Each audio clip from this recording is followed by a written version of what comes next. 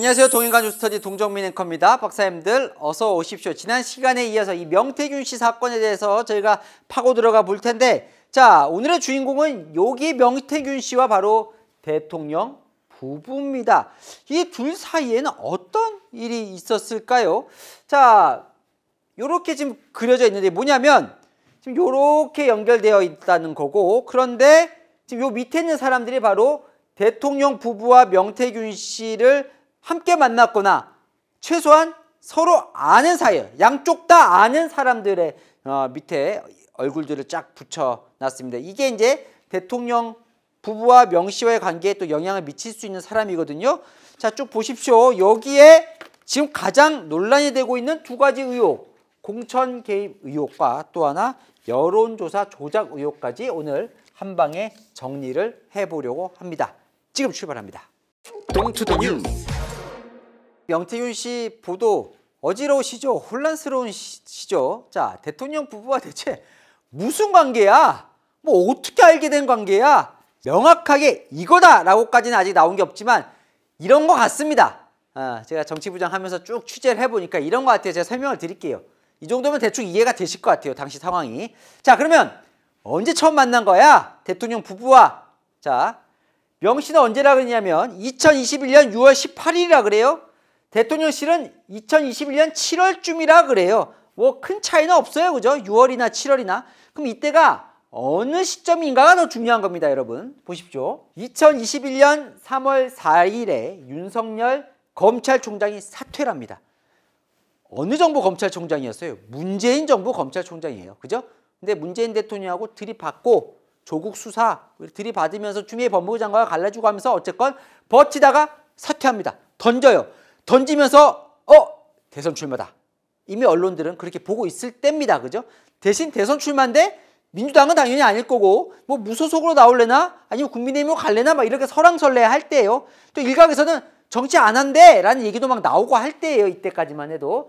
자, 그런데 이때가 어때냐. 윤석열 검찰총장과 문재인 정부가 싸우면서 여론이 윤석열 검찰총장 쪽으로 상당히 쏠리고 그러면서 문재인 정부의 지지율이 떨어지고 처음으로 보수가 선거에서 이기기 시작합니다.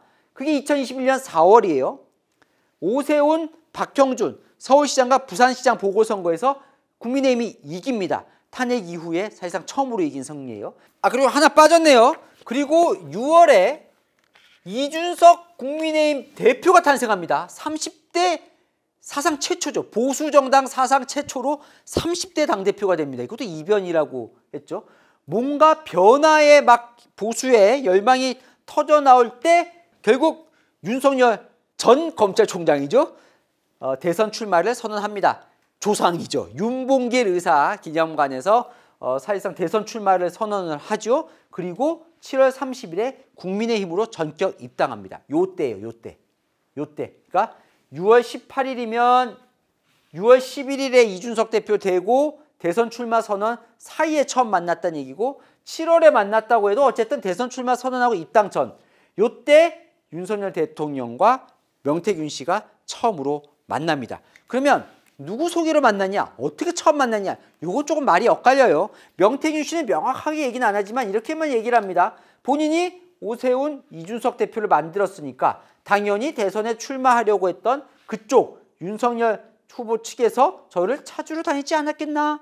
내가 워낙 훌륭하니까 윤석열 후보 측에서 나를 찾아온 거다라고 얘기를 하고 있고, 김영선 전 의원은 내가 윤석열 대통령한테 추천했는데 그래서 내가 윤석열 대통령 부부와 한번 만났어 이렇게 얘기를 해요. 본인이 추천한 것처럼 얘기를 하고, 대통령실은 사실 처음에 어떻게 해명을 했냐면 2021년 7월 초에 윤석열 대통령 자택에서 만났다는 거예요. 누구를? 명태균 씨를. 그때 찾아온 국민의힘 고위 당직자가 명태균 씨를 데리고 와서 처음으로 만났고, 얼마 후 역시 자택을 방문한 다른 국민의힘 정치인이 또 명 씨를 데려와서 두 번째 만났다. 그 첫 번째 만나게 한 국민의힘 고위 당직자가 이준석 전 대표고, 두 번째 데리고 온 국민의힘 정치인이 박한수 경남지사다. 이렇게 지금 알려져 있습니다. 대통령실은 마치 이준석 전 대표가 데려온 것처럼 얘기를 했잖아요. 근데 이준석 전 대표가 그랬더니 아니라고 하면서 그때 당시에 문자 메시지를 공개를 했죠. 보면 이 문자 메시지를 보면 명태균 씨가 이렇게 얘기를 합니다. 대표님 이준석에게 얘기를 하는 거죠. 보낸 거죠. 내일 오전 8시에 윤 총장님한테 전화드리면 됩니다. 그동안 마음 상한 부분이 많으니 사과하고 되도록이면 무엇을 도와드리면 될까요? 라고 물어보세요. 윤석열 총장님 만나면 정권교체 위해 같이 힘을 합쳐 싸우자고 말하면 좋을 것 같아요. 보시면 누구 입장에서 얘기를 하고 있는 거예요? 지금 명태균 씨가 윤석열 후보 쪽 얘기를 하고 있잖아요. 본인을 만나기 전에 이미 명태균 씨는 윤석열 대통령과 상당히 가까웠던 사이입니다. 내가 소개한 게 아닙니다. 라고 지금 반박을 하고 있는 겁니다. 어쨌건 명태균 씨는 뭐라고 얘기를 하고 있어요? 6월 18일에 처음 만난 이후에 대통령 김건희 여사와 대선 기간 6개월 동안 매일 스피커폰으로 통화를 했다. 매일 아침에 라고 얘기를 하고 있고 대통령실은 터무니없는 주장이다 라고 얘기를 하고 있는 거예요. 자, 어쨌든 처음 만난 건 맞는 거예요. 이때쯤에. 그러면 무슨 일을 같이 한 거예요? 명태균 씨와 알아봅니다. 동투더 뉴스. 자, 일단 이렇게 보시면 될 것 같아요. 자, 윤석열 대통령이 이제 정치 선언하고 입당 전에 누구를 만나냐면 이 두 사람을 만납니다. 자, 이 두 사람 만나요. 요렇게 만나고 요렇게 만나는데 그 과정 속에서 이 명태균 씨가 다리를 놨던 걸로 보입니다. 이 두 사람을 미리 알고 있었고 그러다 보니까 윤석열 대통령이 이 명태균 씨를 통해서 이 두 사람과 연락을 했던 것 같습니다. 얘기를 들어보면 그 내용을 어떻게 알 수 있느냐? 2021년 7월 4일에 이건 당시에 알려지지 않은 비공개 얘기였어요. 당시에 윤석열 대통령이 김종인 전 비대위원장과 만났는데 이 모임이 어떻게 성사됐냐면 이건 김종인 전 비대위원장 얘기인데 갑자기 전화가 왔다는 거예요. 누구에게? 6월 말쯤에 누구에게? 명태균 씨 핸드폰으로. 명태균 씨랑은 원래 알고 지냈던 사이니까 누가 전화를 걸었는지 봤더니 전화는 명태균 씨 건데 김건희 여사가 전화를 하더라는 겁니다. 그러더니 만나고 싶다라고 얘기를 하면서 40분 뒤에 제 남편이 전화를 할 겁니다 라고 얘기를 했고 실제로 40분 뒤에 대통령으로부터 전화가 왔다는 거예요.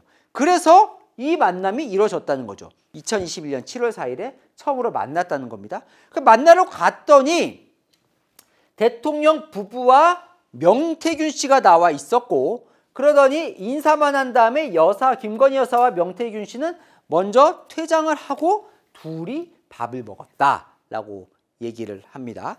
자, 김종인 비대위원장 얘기는 그래요. 지금 대통령실은 여기에 대해서 명확하게 해명을 안 하고 있으니까요. 자, 그리고 두 번째 이준석 전 대표는 이렇게 얘기를 하죠. 2021년 7월 같은 7월에 서초동 그 아크로비스타 자택과 그 아크로비스타 지하 1층에 있는 커바나 컨텐츠 김건희 여사가 운영하던 회사 거기 사무실에서 두 차례 윤석열 대통령 부부와 만날 때 명태균 씨가 동석을 했다. 같이 만났다는 얘기예요 지금. 그리고 7월 25일에 그러니까 국민의힘 윤석열 대통령이 7월 30일에 입당을 하잖아요. 근데 그때 당시에 당대표가 이준석 대표니까 입당하기 전에 두 사람이 치맥 회동을 하는데 요때 치맥 회동도 뭐 명태균 씨가 다리를 놨다는 얘기도 있고 어쨌건 그리고 바로 입당을 해요. 명태균 씨는 그 입당할 때도 본인이 역할을 했다고 얘기를 하죠. 윤석열 대통령에게 전화가 왔어요. 본인 얘기입니다. 언제 입당해야 됩니까? 물어보시더라고. 제가 그때가 말일날이야. 토요일은 기자들 출근도 안 하니까 오늘 그냥 들어가세요. 라고 했더니 그냥 그때 가시대. 마치 본인의 말을 듣고 이날 입당한 것처럼 어쨌든 얘기를 했는데 그때가 어느 때냐면 윤석열 대통령이 정치 선언은 했지만 아직 뭐 입당도 안 하고 뭐 공식적인 캠프나 조직 자체가 없던 시기잖아요. 그러니까 아마 아름아름 본인들이 뭐 이렇게 인맥 통해서 뭔가 연결고리를 찾았던 것 같습니다. 보면 그 과정 속에서 명태균 씨가 연결이 된 거고 그게 뭐 김영선 전 의원을 통해서든 어떻게 통해서든 왜냐하면 또 김영선 전 의원과 이 윤석열 대통령이 서울대 법대 여기 79학번 김영선 전 의원은 81학번 또 서울대 법대 동문이에요. 원래 알던 사이예요. 그러니까 글로 통해서 연결이 됐건 어쨌든 명태균 씨가 연결이 됐고 그러면서 이번에 그 명태균 씨가 처음으로 김건희 여사와 나눈 문자 내용을 공개를 했잖아요. 여기 공개. 이 오빠가 대통령이냐 뭐 했더니 대통령실이 김건희 여사의 친오빠다라고 얘기를 하는 그 내용 보면 당시에 김건희 여사의 그 코바나 컨텐츠 사무실에서 김건희 여사 그리고 김건희 여사 오빠 그리고 명태균 씨가 이제 만났던 것 같아요. 만난 자리에서 이제 명태균 씨가 내가 오세훈과 이준석을 만들었다라고 막 얘기를 하면서 본인이 역할 얘기를 하니까 친오빠가 허풍이 세다 하면서 사기꾼을 조심해야 된다라고 이제 명태균 씨 입장에서는 기분이 나쁜 얘기를 한 거죠. 그리고 나서 아마 보낸 문자 같다는 거예요. 이게 보면 이렇게 돼 있죠. 김건희 여사가 철없이 떠드는 우리 오빠 용서해 주세요. 무식하면 원래 그래요. 사과드릴게요. 하면서 제가 명성생님께 의지하는 상황이니 오빠가 이해가 안 가더라고요. 하고 얘기한 게 달래는 거라는 거예요. 명태균 씨를. 그죠? 그러니까 그러면 왜 이렇게 달래느냐. 이때 상황이 어떤 상황이었냐면 당시에 이준석 대표가 예상치 못하게 당대표가 된 상황. 윤석열 대통령 입장에서는 본인이 입당을 하게 되면 어쨌건 이 대표가 공천 룰에도 영향을 미치고 본인이 경선에 치르는데도 영향을 미치잖아요. 근데 당시에 이준석 대표는 윤석열 대통령에게 상당히 비판적인 목소리를 많이 냈었습니다. 여러분 기억하시겠지만 왜냐하면 이준석 대표는 누구랑 친해요? 유승민 의원과 함께 바른정당을 만들어서 친했잖아요. 그러면서 윤석열 대통령에 대해서 별로 안 좋은 얘기를 비판적인 목소리를 많이 하고 있는 상황에서 윤석열 대통령 입장에서도 이준석 대표와 어차피 국민의힘 입당할 거면 같이 잘 지낼 필요가 있었던 거죠.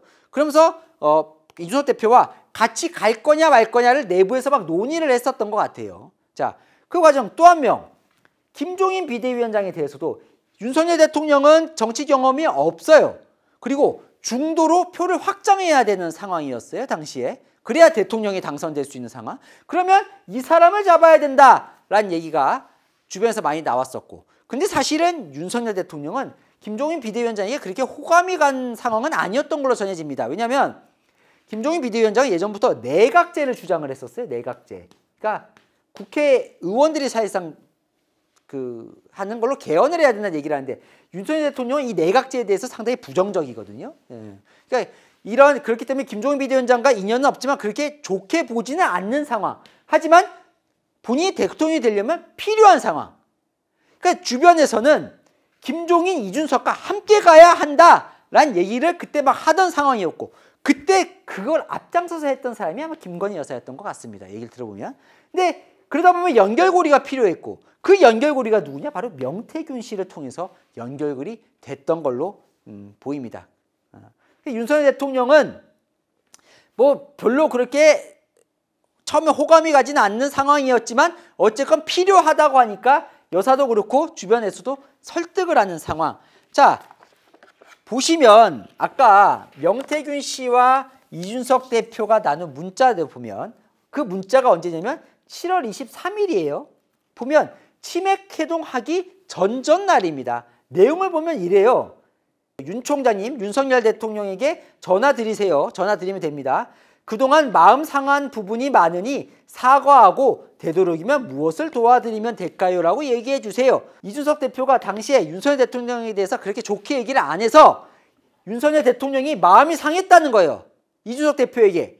그러니까 먼저 좀 손을 내밀어 달라라고 지금 명태균 씨가 이준석 대표에게 얘기를 하는 걸로 보이죠. 그리고 나서 이틀 뒤에 치맥회동을 하게 된 겁니다. 이준석 대표가 실제로 전화를 했는지 여부는 모르겠지만 어쨌든 이런 상황 속 이해가 좀 되시죠? 그러니까 명태균 씨의 역할은 입당 전에는 뭔가 이준석, 김종인 원래 알고 있던 두 사람과 대통령을 연결시키는 그래서 뭐 여사와 함께 마음이 맞았던 것 같아요. 이때는 여사가 이 사람과 같이 가야 된다고 생각을 했었던 것 같고 그러면서 뭔가 대통령을 설득하는 요 역할을 했었던 것 같습니다.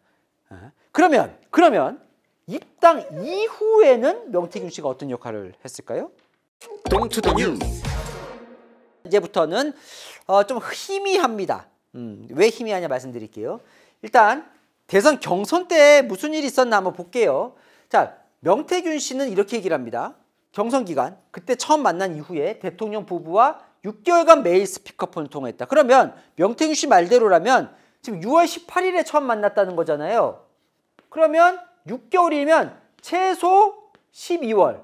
그죠? 대선 때 12월까지는 대통령 부부가 뭐 매일 통화를 했다는 거예요. 근데 대통령실 설명은 전혀 다르죠. 왜냐하면 대통령실에서는 뭐라고 얘기를 하냐면 이렇게 얘기를 합니다. 대선 경선 때 경남 유세 내려갔다가 국민의힘 정치인이 명태균과 거리를 두라고 조언했고 이후에 대통령은 문자나 통화한 사실이 없다고 기억한다. 그 경남 유세가 언제냐면 9월 18일이에요. 9월 18일 2021년. 그때 경남 창원을 방문했는데 명태균과 거리를 두라고 조언한 게 누구냐면 바로 윤한홍 의원이라는 거예요. 윤핵관으로 불리는 대통령의 측근이죠. 윤한홍 의원 말로는 당시에 본인이 이제 원래 마산이 이제 지역구인데 대통령 후보가 내려와서 가봤더니 김영선 전 의원과 명태균 씨가 있더라는 거예요. 윤한홍 의원은 그 지역에서 오래 정치를 하다 보니까 명태균 씨에 대한 소문이나 이런 것들을 알고 있었고 그래서 대통령에게 명태균 씨는 뭔가 하여튼 소문이 평판이 그렇게 좋지 않으니까 거리를 두십시오 하고 본인이 직접 얘기를 했다는 거예요. 실제로. 그러니까 대통령은 그때부터는 사실이 없다고 기억합니다. 이거 완전히 다르죠. 명태균 씨와 지금 얘기가. 자, 그러면 이때부터 그 명태균 씨는 윤석열 대통령을 위해서 뭘 했느냐? 여기서부터는 의견이 갈립니다. 자, 이때부터 명태균 씨의 지금 말에 따르면 뭔가 여론조사, 본인이 장기이기도 하죠. 그러니까 여론조사를 대통령에게 뭔가 보고를 했다. 요 흔적들은 나오고 있습니다. 지금 그러니까 명태균 씨가 대선 경선 이후에 대체 뭘 했느냐? 윤석열 대통령과 함께 뭘 했느냐? 보십시오. 그러니까 9월 29일에 이런 거죠. 여기서 지금 이제 또 하나 논란이 되고 있는 바로 이 여론 조작 논란이 지금 벌어지는 건데, 자 보십시오. 이런 거예요. 2021년 9월 29일 한창 대선 경선이 한창일 때예요. 그때 지금 여론조사 실무자라고 되어 있지만 김영선 전 의원의 회계 책임자로 지난 시간에 보시면 아시겠지만 지금 이게 사이가 갈라졌죠. 명태균 씨와 김영선 전 의원과 이때 갈라진 이쪽에서 지금 많은 걸 폭로하고 있는데 강희경 씨가 그러면서 폭로한 게 뭐냐면 본인이 그 실무 역할을 했다는 건데 무슨 실무냐? 명태균 씨가 이렇게 얘기를 합니다. 윤석열이를 좀 올려갖고 홍준표보다 한 2%포인트 앞서게 해주소. 젊은 아들 있다 아닙니까? 그 응답하는 개수 올려갖고 2, 3%포인트 홍보보다 더 나오게 해야 됩니다. 알겠습니다. 그게 뭐냐면 여론조사를 했어요. 근데 그 여론조사에서 홍준표보다 당시에 이제 이렇게 4명 붙었잖아요. 이렇게 4명. 유승민, 홍준표, 윤석열, 원희룡. 근데 이게 요 둘이서 이제 1, 2위 막 그때 한창 각축을 벌일 때예요. 대선 경선 때. 요때 홍준표보다 윤석열을 더 올리라는 거예요. 2%포인트. 또 어떻게 올리냐 하면 요게 이제 조작이다라고 이제 얘기가 나오는 건데 젊은 아들이 있다 아닙니까? 젊은 아들. 20, 30대. 자, 보십시오. 20, 30대는 당시에 누가 더 높게 나왔냐? 홍준표 후보가 더 높게 나왔습니다. 중장년층에서는 윤석열 후보가 높게 나왔고 그러면 그 젊은 아들 아닙니까? 그 응답하는 개수를 올려갖고 2, 3% 여기서 여기 잘 들어보면 응답이라고 보는 쪽도 있고 무응답이라고 보는 쪽도 있어요. 지금 그게 헷갈리는 것 같아요. 그러니까 어쨌건 뭐냐면 예를 들어 무응답이다 그러면 20, 30대에 이 무응답이 있지 않겠습니까? 그러니까 뭐냐면 홍준표 후보도 윤석열 후보도 안 찍은 이 무응답의 포션을 높이면 어떻게 돼요? 전체 100% 중에 뭐 절반이 무응답이었어요. 근데 이 포션을 높이면 이걸 높이면 어떻게 돼요? 이걸 칠까요? 줄죠. 나머지 홍준표, 윤석열. 근데 홍준표가 더 많이 나오니까 자연스럽게 절반으로 했을 때보다 홍준표 후보의 20, 30대 표가 줄게 되는 효과가 나는. 그래서 이쪽 무응답 쪽에 뭔가 개수를 올리자라고 할 수도 있고 어쨌건 뭐 응답 쪽을 높인다고 하면 또 이런 의혹이 있었던 거죠. 응답 쪽이라 그러면 20, 30대 응답자 중에 윤석열 후보를 지지하는 요쪽에 뭔가 좀 가중치를 더 주자 뭐 이렇게 해석되기도 있고 어쨌건 이 20, 30대의 숫자 그 개수를 뭔가 손을 봐서 홍준표 후보보다 더 나오게 해야 한다라는 걸로 지금 의심이 되는 녹취가 공개가 됐습니다. 홍준표 대구시장 뭐라고 얘기를 하냐면 지난 대선 때 명태균이 윤석열에게 붙어서 여론 조작하는 거 내가 알았다. 하지만 어쨌든 대선 경선을 결정하는 그 여론조사는 공정하게 할 거기 때문에 내가 문제를 안 삼았는데 내가 지나고 보니까 이런 여론조사들이 나중에 당원들의 마음에 좀 영향을 미쳐서 내가 진 것 같다라고 얘기를 최근에 올리기도 했습니다. 왜냐하면 당원에서 이제 윤석열 대통령이 많이 받아서 대선 경선에서 이겼으니까요.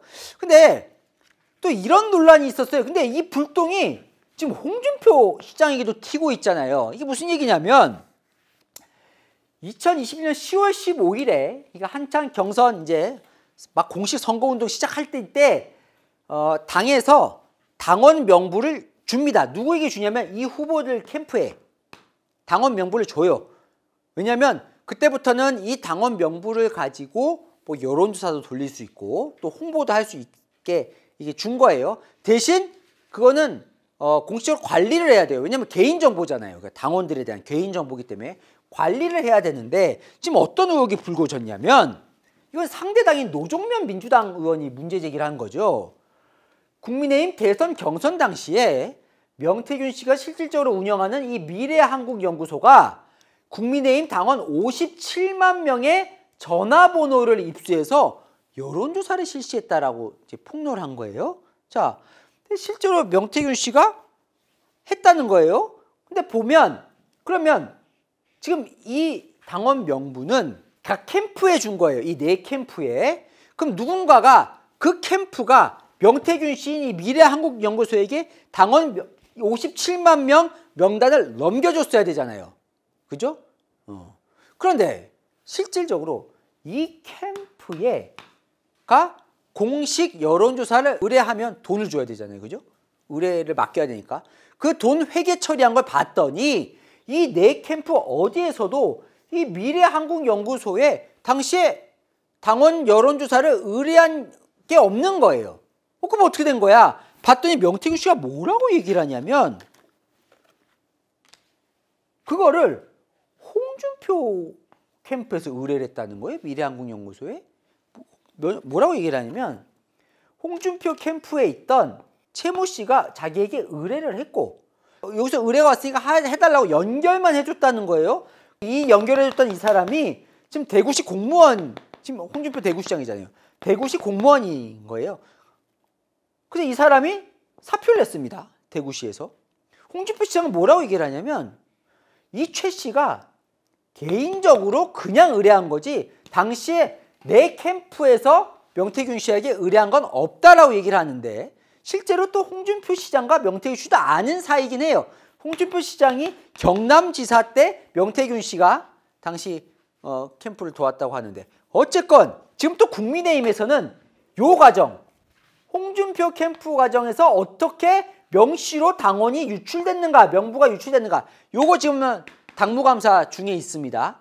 네. 요로 또 불똥이 튑니다. 그리고 또 하나 여기서부터 이제 본질입니다. 여기서부터 본질이에요. 지금 이제 논란의 본질인데 2월 28일 이때가 언제냐면 2022년 2월 28일이면 대선이 언제 있었냐면 2022년 3월 9일이 대선이었어요. 그럼 한 열흘 정도 남을 때잖아요. 이때가 언제냐면 안철수 후보와 단일화 직전이에요. 직전에 자 이거는 노종면 의원 쪽에서 지금 공개한 녹취인데 보면 명태균 씨가 이 미래한국연구소 직원하고 나눈 통화 녹취 내용을 공개합니다. 자 이게 연령별 득표율을 하면 더 60세나 이런 데가 올라가제. 네네네. 그러니까 윤석열이가 올라가는 거지. 네네네. 그거 계산해 갖고 넣어야 돼요. 네네네네. 알겠습니다. 요것도 지금 여론 조작을 했다고 의심을 하는 거예요. 이건 어떻게 조작했다는 거냐면 이 미래한국연구소 직원이 이렇게 얘기를 했다는 거예요. 뭐냐면 이때는 이제 경선 후보로는 윤석열 대통령이 당선이 됐으니까 이제 더 이상 경선 아니고 본선이죠. 그럼 예를 들어 윤석열 후보와 자 이재명 후보가 있으면 뭐 예를 들어 연령별로 여기에서 뭐 20, 30대 여기 몇 퍼센트 여기 몇 퍼센트 나와요. 네. 근데 여기에 지금 이 얘기가 뭐냐면 연립별 득표율이 뭐냐면 가중치를 두라는 건데 여론조사라는 건 여러 가지 가중치가 이제 이루어지는데 나중에 여론조사의 기법에 대해서 제가 한번 설명을 또 드릴 수도 있을 것 같아요. 이게 뭐냐면 실제 여론조사를 했어요. 여론조사를 하면 각 이제 퍼센트가 나오잖아요. 여기에 뭐라냐면 지난 대선 투표율을 넣어요. 투표율을 넣으라는 거예요. 그러니까 뭐냐면 투표를 누가 많이 합니까? 중장년 60, 70대가 가장 많이 하죠. 투표율이 높죠. 청년들보다. 그러니까 투표장에 많이 나가는 사람이 결국은 득표가 올라가는 거니까 여기에 지난 대선 투표율을 반영하라. 그렇게 하면 중장년층이 많이 반영이 되기 때문에 윤석열 후보의 여론조사 득표율이 올라간다. 결국은 윤석열 대통령이 잘 나오도록 사실은 여론조사에 손을 댔다. 이걸 뭐 나쁘게 말하면 조작이라고 얘기를 하는 거고 명태균 씨는 보정을 지시한 거다. 어쨌든 뭔가 손을 대게 했다라고 지금 의혹이 제기가 되는 겁니다. 자, 왜냐하면 이때 미래한국연구소, 그다음 PNR, 미래한국연구소가 같이 주로 의뢰하는 이 PNR이 당시에도 윤석열 대통령이 이상하게 PNR 조사는 윤석열 대통령이 잘 나온다라는 좀 얘기들이 많이 나왔었거든요. 그러니까 명태균 씨가 그 손을 댔고 그거를 윤석열 대통령에게 보고도 했던 거 아니냐 지금 많은 사람이 의심을 하는 건데 결과적으로 지금 가장 논란이 되는 건 바로 이 대목입니다. 이 공천 개입하고 연결되는 대목인데 이 강희경 씨가 요즘 뭐라고 폭로를 했냐면 선거 마지막 일주일 3월 9일이 대선이었으니까 이 마지막 일주일에 명태균 씨가 윤석열 후보에게 매일 여론조사를 보고를 했는데 매일 여론조사를 보고를 하려면 여론조사를 해야 되잖아요. 여론조사를 하려면 돈이 들잖아요. 뭐 그러니까 ARS로 돌리더라도 그 통신망 회선 돌리는 거 다 돈이 들잖아요. 그걸 또 면밀하게 조사했기 때문에 그 여론조사에 3억 6천만 원이 들었다는 거예요. 윤석열 대통령이 당시에 윤석열 대통령 캠프에서 공식적으로 의뢰한 이거는 여론조사가 아니고 공표도 되지 않는 명태균 씨가 그냥 알아서 한 보고라는 그 3억 6천만 원의 여론조사를 제공하고도 돈을 안 받았다는 거예요. 그러면 이 돈을 안 받은 대가, 돈을 쓴 거잖아요. 명태균 씨 입장에서는. 그 대가가 뭐냐면 김영선 공천이라는 겁니다. 지금 이게 강희경 씨의 주장이에요. 그럼 이 김영선 공천을 누가 했다는 거예요? 대통령이. 완전히 이때부터는 이제 범죄로 가는 거죠. 이걸 어쨌든 강희경 씨가 지금 폭로를 하고 있는 겁니다. 하지만 그건 완전 일방적인 주장이에요. 현재로는. 자, 이 얘기는 이제 다음에 이어가겠지만 어쨌건 대선 경선 때부터는 명확하게 명태균 씨의 역할은 드러난 게 없습니다. 왜냐하면 대통령실에서는 이미 한 9월 이후부터는 연락이 끊었다고 얘기를 하고 있기 때문에. 하지만 지금 뭔가 나오는 건 명태균 씨가 여론조사 관련해서 윤석열 대통령에게 뭐 유리하게 여론조사를 하려고 한, 그리고 이거를 윤석열 대통령 후보에게 보고를 했다는 뭐 이런 지금 의혹들이 제기가 되고 있는 상황이에요. 그럼 대통령 취임 후에는 어떤 관계가 이루어진 걸까요? 동투 더 뉴스. 자, 윤석열 대통령이 5월 10일에 취임을 하죠. 취임식에 명태균 씨가 참여한 거는 맞죠? 사진을 찍혔으니까. 하지만 뭐 취임식에 워낙 많은 사람이 초청이 되기 때문에 이것만 갖고 무슨 명 씨가 엄청난 역할을 했다라고 보긴 어려울 것 같고, 명 씨 주장은 이렇죠. 자, 대통령직 이제 취임하기 전에 대선 승리 이후에 인수위 출범할 때 그때 김건희 여사가 자기한테 전화가 와가지고 인수위로 들어와 달라. 그래서 안 들어간다 그랬더니 뭐 인수위 그 위원들 면접을 좀 봐달라 이렇게 요청했다라고 얘기하는데 지금 일단 일방적인 주장입니다. 그리고 곧바로 이제 2022년 6월, 5월에 취임하고 6월에 자 지방선거가 있고 요때 이제 재보궐선거에 어떻게 보면 명태균 씨가 모시는 김영선 전 의원이 공천받아서 당선이 되는데 요때 지금 아까 얘기한 그 강혜경 씨 얘기도 그렇고 요때 이제 뭔가 공천 개입이 있었던 거 아니냐라는 지금 의혹이 불거지는 건데요. 자, 보십시오. 자, 이 김영선 의원의 공천이 6월 이제 선거 때 공천이 5월 10일에 이제 발표가 되는데 요때 이제 녹취가 하나 공개가 되는 거예요. 다른 사람한테 이제 명태균 씨가 전화를 해가지고 사모하고 전화해 가. 대통령하고 전화해가지고 따졌다. 대통령은 나는 김영선이라 했는데 이라대. 그래서 윤상현이 끝났어. 내일 아마 점심 때 발표하겠지. 그 행사가 있기 때문에. 이게 뭐냐면 김영선 의원 공천을 주라고 본인이 사모 김건희 여사와 대통령에게 전화를 했다는 거예요. 윤상현 의원이 당시 재보궐 공천관리위원장이었어요. 심사하는 국민의힘에. 그래서 내일 아마 점심 때 발표하겠지. 근데 윤상현 의원이 실제로 그 다음날 발표를 했더라고요. 그러니까 뭔가 발표하는 것들을 미리 좀 알았을 수는 있는데 요때 명태균 씨가 이제 보니까 대통령이 이런 전화도 했고 하는 걸 알려준 거 보니까 대통령이 개입한 거 아니야 공천에? 요런 김건희 여사와 요런 지금 의혹이 불거지는 거죠. 네. 아직은 이제 녹취밖에 없는 겁니다. 근데 윤상현 의원은 뭐라고 얘기를 하냐면 택도 없는 소리. 예. 당시에 근데 요때 또 공교롭게도 대표가 누구였냐면 이준석 대표였어요. 야, 이준석 대표도 마찬가지로 뭐라고 얘기를 하냐면 당시에는 김영선 의원이 이제 꽤 2018년에 경남에 내려갔으니까 2022년이니까 4년 동안 이제 지역에서도 꽤 인기가 많아졌고 또 여성이고 해서 공천을 줬다. 전혀 여사나 대통령 압박이 없었다라고. 그리고 이제 2년 뒤에 또 이제 얘기가 나온 게 올해 4월 총선 때 김영선 의원이 공천을 못 받으니까 좀 2월 18일 또 다른 사람과 녹취 내용을 보면 김영선 컷오프야. 여사가 직접 전화가 왔어. 김건희 여사를 뜻하는 걸로 보이죠? 전화가 왔다고 얘기를 하는 거고 실제로 김영선 의원은 그래서 김해갑으로 옮겨요. 지역구를. 이렇게 김해갑 경선 참여 출마 선언. 그래서 명태균 씨 말에 따르면 김 여사에게 본인이 9차례 텔레그램 메시지를 보내서 김영선 단수 공천을 달라고 요청했다라고 하면서 텔레그램이 하나 공개가 되는데 여기 보면 명태균 씨가 여사님 저를 겪어보고는 하면서 지난 대선 때 제가 몸이 부셔져라 대통령을 보았습니다. 했더니 제가 뭐라고 그랬냐면 단수되면 난 역시 좋지. 하지만 기본 전략은 경선에 대하고 지금은 김영선 의원이 약체 후보들을 만나서 설득해 나갈 수밖에 없어요. 라고 조언을 했다는 거예요. 근데 공천 개입이라고 하기에는 김영선 의원이 공천을 못 받았어요. 그죠? 결과적으로. 못 받은 거죠. 그러니까 이때 이제 대통령실 쪽에서는 이 텔레그램 자체를 부인하는 것 같지는 않고요. 명태균 씨가 막 이렇게 얘기를 하니까 아유 뭐 이렇게 당수되면 저도 좋죠. 라고 그냥 추임새 넣은 것뿐이다. 이렇게 얘기를 하고 있는 상황입니다. 그러니까 대선 경선 이후에 취임 이후에는 일단 여사와 뭔가 연락은 주고받았던 걸로 보이는데 그 이외의 것들은 아직까지는 다 의혹이 제기가 되고 있는 상황.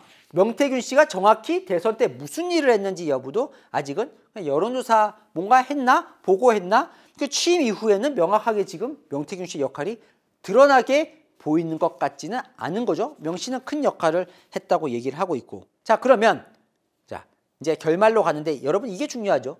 그래서 뭐가 문제라는 거예요? 지금 대통령에게. Don't the news.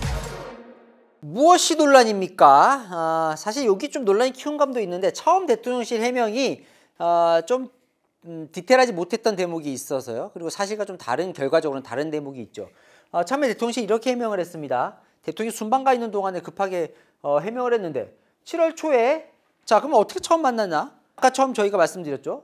2차례 만났다 그랬어요. 2차례.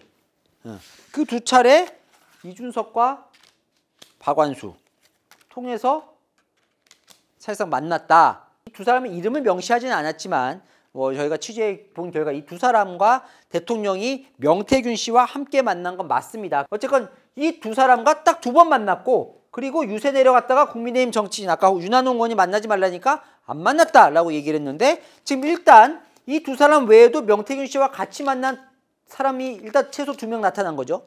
김종인, 김영선. 둘 다 내가 명태균 씨와 함께 윤석열 대통령 만났는데 부부 만났는데 얘기를 했으니까요. 그 다음에 지금 이때 이후에 그러니까 2021년 9월 이후에는 연락한 적이 없다고 했는데 지금 명태균 씨는 계속 있다 그러고 대통령이 연락한 정확한 흔적은 나오지 않았지만 김건희 여사와는 뭔가 계속 연락을 주고받은 내용들이 나오고 있는 거죠. 자, 이거는 어쨌건 어떻게 보면 대통령실이 이제 해명이 꼬이다 보니까 사태를 키웠지만 뭔가 법적으로나 이런 논란이 되는 건 아니에요. 이제 두 번째, 여기서부터 이제 논란이 맞다면 커지는 겁니다. 두 번째는 공천 개입 논란입니다. 이게 사실 명태균 씨의 첫 보도 그리고 이후에 가장 큰 의혹이었죠. 뭐예요? 2022년 6월 대통령이 되자마자 벌어졌던 국회의원 재보궐선거 그리고 2024년 올해 4월 총선 때 뭔가 김건희 여사 혹은 대통령이 공천에 개입한 거 아니냐라는 의혹인데 만약에 공천 개입을 했다면 어떻게 될까요? 네, 했다면 김건희 여사는 그것만으로는 처벌이 되진 않습니다. 선관위에서 야당 의원에게 답변을 줬죠. 왜냐하면 공직자의 배우자는 뭔가 공천에 의견을 냈다고 해서 처벌할 조항이 없습니다. 네, 명품백 수수해도 명품백을 받아도 공직자 배우자는 청탁금지법에 조항이 없기 때문에 무혐의 나는 거랑 비슷한 대목이죠. 반면 윤석열 대통령이 만약에 실제로 공천에 당에 전화해서 김영선 공천 주면 좋겠다라고 했다면 그건 정치적 중립 위반 소지가 있습니다. 공직자이기 때문에. 이 공직자는 이런 의무가 있으니까요. 정치적 중립을 지켜야 할.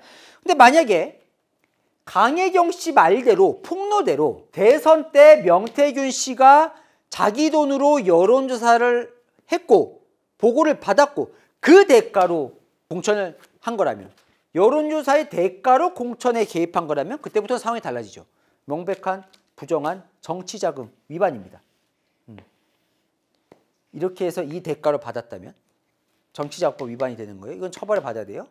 예, 요 상황입니다. 근데 아직 요거에 대해서는 지금 강혜경 씨 주장밖에 없는 상황이고 세 번째 여론조사 조작 논란에 있어서는 여러분 그걸 아셔야 되는데 지금 이제 아까 제가 말씀드린 그 조작 논란이 벌어졌던 그 여론조사들은 다 이거예요. 미공표예요. 미공표. 뭐냐면 여러분 저희도 보도 많이 하죠. 한국갤럽 여론조사에 따르면 무슨 리얼미터 여론조사에 따르면 이런 건 공표라는 거예요. 누가 공식적으로 돈을 주고 의뢰를 하고 그 여론조사가 기관이 여론조사를 하고 이 여론조사를 공표를 해도 되는지를 심의하는 위원회가 있습니다. 거기서 이거는 해도 되겠다라고 허락을 받아서 공표라는 거예요. 그거는 조작을 하면 처벌을 받습니다. 명확하게 처벌받아요. 근데 미공표는 밖에 안 날리고 그냥 자체적으로 하는 거예요. 자체적으로 여론조사를.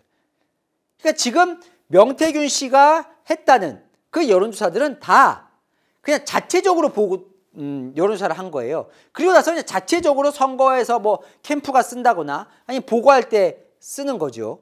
그러면 미공표되는 여론조사를 뭔가 조작할 거는 처벌을 받을 수 있냐 없냐 요거는 조금 의견들이 분분한 것 같아요. 하지만 미공표도 여론조작을 해서 이렇게 쓰일 수는 있습니다. 이 부분은 뭐냐면 예를 들어 어떤 특정 후보 특정 캠프에서 미공표된 여론조사를 돌려요.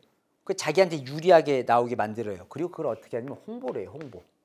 당원들에게 제가 내부에서 돌려봤더니 1등 나왔습니다. 근데 이거 잘못하면 허위사실 유포로 걸리긴 하지만 암암리에 요렇게 미공표가 쓰일 가능성도 있지만 어쨌건 만약에 지금 당시에 PNR 여론조사에서 윤석열 대통령이 좀 높게 나왔다 이런 평판이 있었지만 이 PNR 조사는 공표가 되는 여론조사거든요. 그러니까 PNR이라는 게 명태균 씨가 실질적으로 운영한다는 회장 직함을 갖고 있는 본인은 아니라고 하지만 그 미래한국연구소와 함께하는 이 PNR이 여론조사를 해서 공표를 하는데 요게 만약에 조작됐다면 이건 처벌을 받게 됩니다. 조작. 자, 그러니까 이 부분에 있어서는 지금 국민의힘은 뭘 했어요? 명태균 방지법이라 그래서 이 여론조사를 조작하는 거에 대한 엄청난 지금 뭔가 철퇴를 가하는 걸 한번 해보겠다라고 지금 한동훈 국민의힘 대표가 칼을 뽑았습니다. 그죠? 재보궐선거 끝나자마자 요 부분에 있어서는 앞으로 계속 숙제인 것 같아요. 실제로 여론이 조작되면 안 되잖아요. 그죠? 여론조사. 사람들이 여론조사를 보고 지금 여론이 이렇구나라고 믿는데 그게 조작되면 큰일 나죠. 우리 민의가 왜곡되니까. 이 부분은 어떻게 조금 개선할 부분이 있으면 개선돼야 될 것 같고요. 자, 두 번째는 그럼 만약에 이게 여론조사 조작이 있었다면 대통령이 알았느냐? 그럼 명태균 씨가 대통령에게 보고할 때 만약에 대통령 입장에서는 지금 윤석열 대통령 캠프가 미래한국연구소나 명태균 씨에게 돈을 주고 여론조사를 의뢰한 건 없어요. 선관위로부터 회계장부를 받아보니까 없어요. 그건. 그러면 뒷돈을 줬다면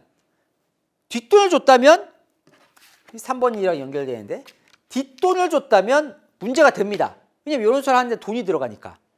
그런데 명태균 씨가 알아서 조사를 한 다음에 그 조사를 대통령에게 만약에 보고를 했어요. 그것 자체로는 보고를 했다고 문제 삼을 수는 없겠죠. 네, 그냥 저희가 조사한 여론조사에 따르면 이렇습니다. 윤석열 후보님이 1등입니다. 라고 얘기를 한 걸 그냥 윤석열 대통령이 보고를 받았으면 그건 문제가 없지만 뭐 실질적으로 조작 사실을 알았다면 대통령이 조작을 했는데 가정이죠. 그다음 문제에 대해 소지가 있겠죠. 근데 지금 이제 여기서 이제 하나의 논란은 그럼 명태균 씨가 만약 여론조사를 했다면 미공표되는 미공표 조사를 무슨 돈으로 했냐는 거야. 무슨 돈. 그럼 명태균 씨가 공짜로 했겠냐. 그럼 이거 여론조사 하는데 누가 돈을 내야 되지 않겠냐. 이 부분은 뭔가 수사든 뭐든 밝혀낼 수 있으면 밝혀내야 될 대목이겠죠. 이건 지금 우리가 알 수 있는 대목은 아니고. 어쨌든 그러다 보니까 아까 강혜경 씨는 뭐래요. 이 조사한 돈을 윤석열 캠프에서 안 받고 그 대가로 공천 준 거다. 이런 지금 의혹들을 제기하고 있는데 어쨌건 요 무슨 돈으로 했는지 여부에 대해서는 만약에 했다면 근데 아직 했다는 것도 통화 녹취만 나와 있는 거지 진짜 했는지 진짜를 보고한 건지 대통령한테 실제로 보고했는지 모릅니다. 그냥 명태균 씨의 말 혹은 과거에 했던 말들이 통화 녹취로 남아 있는 거예요.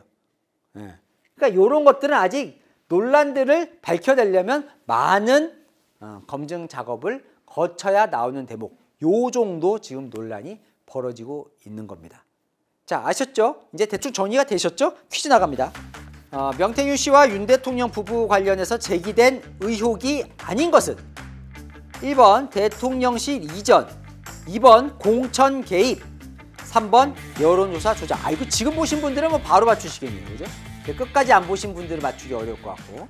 네. 정답 아시는 분은 이 영상 밑에 댓글 남겨주시면 5분 추첨해서 선물 드리도록 하겠습니다.